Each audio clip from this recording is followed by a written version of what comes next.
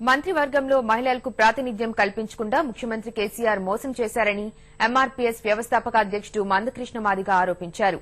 మంత్రివర్గంలో మహిళలకు ప్రాతినిధ్యం లేకపోవడాన్ని నిరసిస్తూ హైదరాబాద్ ఇందిరా పార్క్ వద్ద ఎంఆర్పీఎస్ మహాజన సోషలిస్ట్ పార్టీ ఆధ్వర్యంలో మహిళా గర్జన నిర్వహించారు. 6 మహిళా శాసనసభ్యులున్నా తెరాసలో ఒక్కరికీ మంత్రివర్గంలో చోటు కల్పించకపోవడం దారుణమని ఆయన ఆక్షేపించారు. మహిళలకు మంత్రివర్గంలో స్థానం కల్పించడానికి 3 దశల్లో ఉద్యమం చేయనున్నట్లు మందకృష్ణ ప్రకటించారు.